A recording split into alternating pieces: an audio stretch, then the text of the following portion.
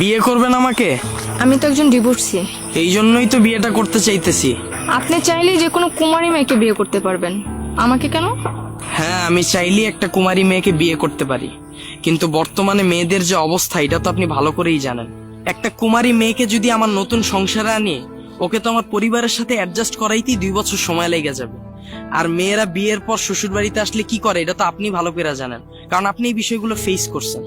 মেয়েরা চায় তার বাবার বাড়িতে ঠিক যেমন ছিল শ্বশুর বাড়িতেও তেমনই থাকবে।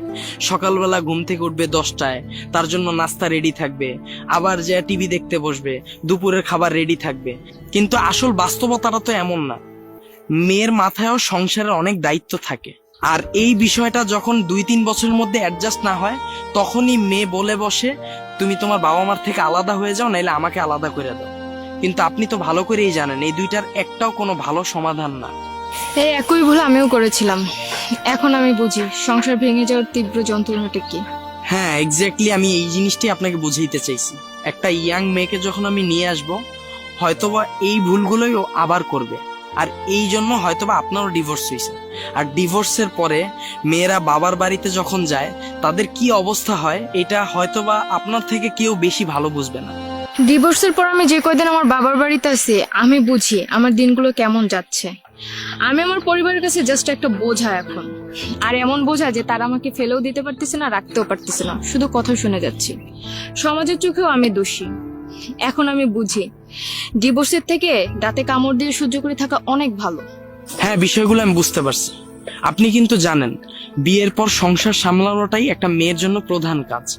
আমি যদি একটা কুমারী মেয়েকে বিয়ে করে আনি, ওর প্রথম অবস্থায় চাহিদা থাকবে আমি ওকে প্রতিদিন বিকেলে ঘুরতে নিয়ে যাব, ওকে নতুন নতুন গিফট দিব, ওকে সময় দিব। কিন্তু আসলে বাস্তবতাটা তো এমন না। এগুলো চাইলেও করা যায় না। ছেলের মাথায় যেমন দায়িত্ব পড়ে যায়, মেয়ের মাথাও সংসারের একটা দায়িত্ব পড়ে যায়। মেয়ের শ্বশুর শাশুড়িকে সেবা করতে হয়, সকালে হাজবেন্ডকে রেডি করে অফিসে পাঠাইতে হয়, ঘরে সবার জন্য নাস্তা রেডি করতে হয়। আর এইভাবেই একটা মেয়ের জীবনটা ওইখানেই সীমাবদ্ধ হয়ে যায়। এই ভুলগুলো আমিও করেছিলাম। সারাদিন শুধু বলতাম এত অফিস অফিস করো কেন, আমাকে ঘুরতে নিয়ে যাও না কেন, আমার সাথে এত চিল্লাচিল্লি করো কেন, তোমার মাকে কিছু বলো না কেন। কত ভিত্তিহীন ছিল সেই অভিযোগগুলো। আজ আমি বুঝি বর্তমানের মেয়েরা প্রেম করতে করতে মগজটারে নষ্ট করে ফেলাইছে। তারা হাজবেন্ডের কাছ থেকেও বয়ফ্রেন্ডের আচরণটা আশা করে।